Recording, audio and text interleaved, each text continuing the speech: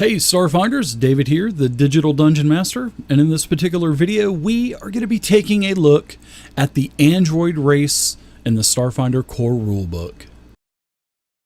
So the android is a complex technological creation.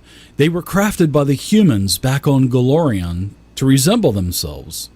The purpose of these androids were to be a servitor race to be used as cheap labor for the humans. This did work very well for humanity for many years, but it did come to an end, and it ended around 150 years ago. This is when the androids revolted during the Thist Rebellion. This rebellion cost many lives on both sides, but in the end, it did force the governments from all around the entire system to recognize the androids as independent citizens. Now that the android have their freedom, most have gravitated to Absalom Station, the machine cities of Abalon, and the Diaspora. Now most androids have metal skeletons with living organs and flesh. Their circuits look much like tattoos that do have a glow through their skin. Even though most androids look like humans, some do like to customize themselves to look like the other races, although this is quite rare. Now at birth, androids are fully grown and can technically live forever. If they want to live forever, they're going to need a constant repair though.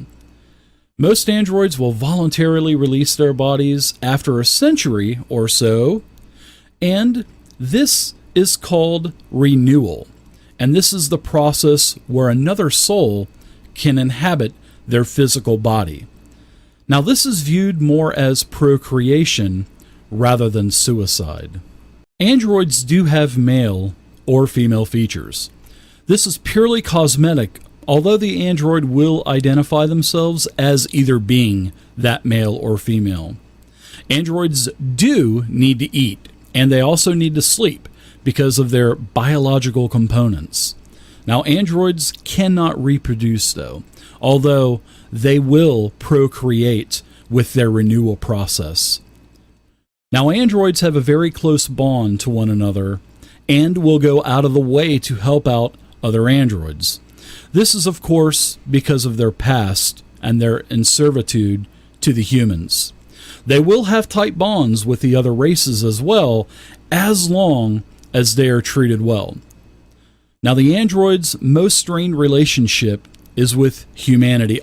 The androids also feel the closest to the Shirans. This is because they know what it was like to be enslaved as well and misunderstood. Now they respect the Kasatha's self-sufficiency, but they dislike the Vesk because they see them as slavers, much like the humans were to them. And lastly, they will tolerate the Yasaki's jokester antics. Now let's go ahead and take a look at the racial features that the android gets. First, you're going to get +4 hit points. Then you're going to get +2 to your dexterity ability score, +2 to your intelligence score, and a -2 to your charisma score.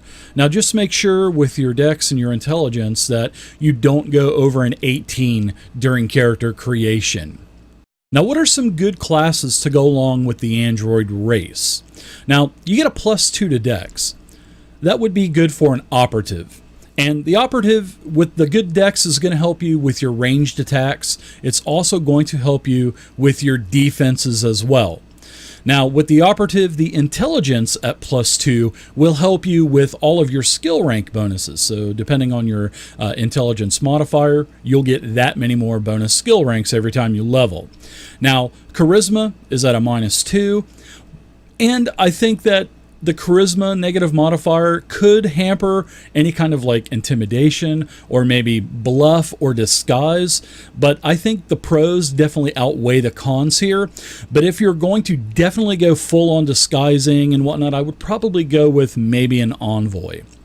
Now another dexterity based class that would be good for the android would be the soldier. Now the dexterity is going to help you with your bonuses on defense, and it'll also help you with your ranged attacks.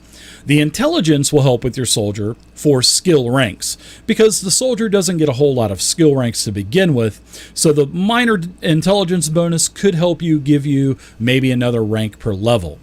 Now, as for charisma, the only thing that would really hamper you would be the intimidation checks, which would probably be pretty important for a soldier. So what would a couple of intelligence-based classes be good to couple with the android? Well, the first would definitely be the mechanic. It is an intelligence-based class. And the higher intelligence you have, it's going to give you bonus skill ranks, and it's also going to help you with all of your different intelligence-based skill checks.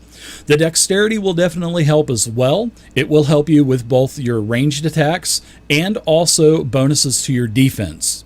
Now, the negative modifier to charisma really won't affect anything mechanically towards the mechanic, but it will affect your persuasion checks or maybe intimidation. So another good choice for an intelligence-based class for your android would be the Technomancer, which is pretty much the only true spellcasting class in the game. So the intelligence is going to affect your spellcasting attacks. It's going to affect your DC for your saving throws. It's also going to help you with your skill checks, and it will also help you with the amount of skill ranks that you'll get per level. The dexterity is going to help you with your armor classes, your kinetic, and also your energy. And then it will also help you if you decide to have any kind of ranged weaponry on you. It will help you there as well.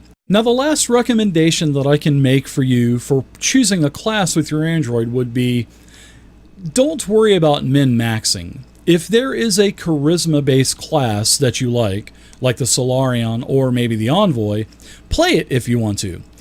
You know, the +2 dex and +2 intelligence and the -2 charisma, that's not going to break a character. It is not going to be the end-all be-all. You're going to get ability scores to improve later on. You can also choose a theme to make up one of those negative modifiers. So the important thing is, and I can't stress this enough, play what you want to play and play what is going to make you happy. Now let's take a look at these racial features for the android. First, you're going to be considered a medium creature.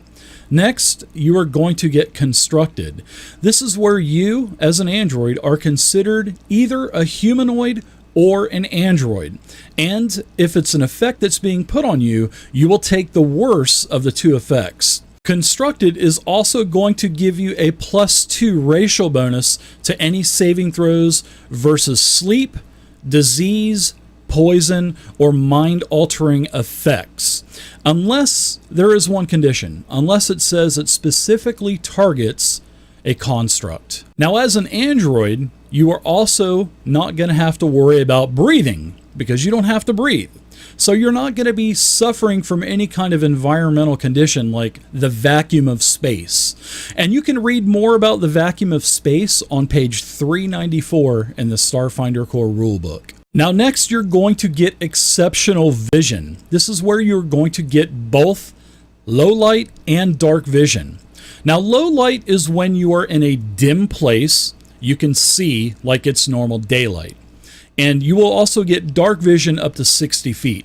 And dark vision is if you are in a pitch black place, in a dark place, you will be able to see 60 feet in black and white.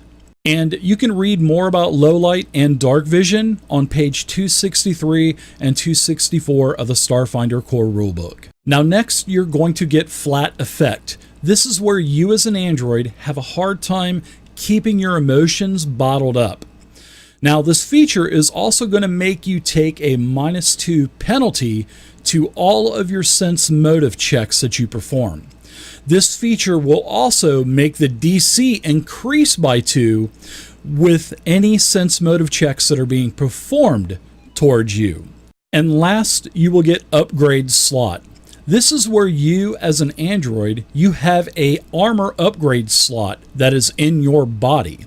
And you can go to page 204 in the Starfinder core rulebook to look at all the different armor slot upgrades that you can get.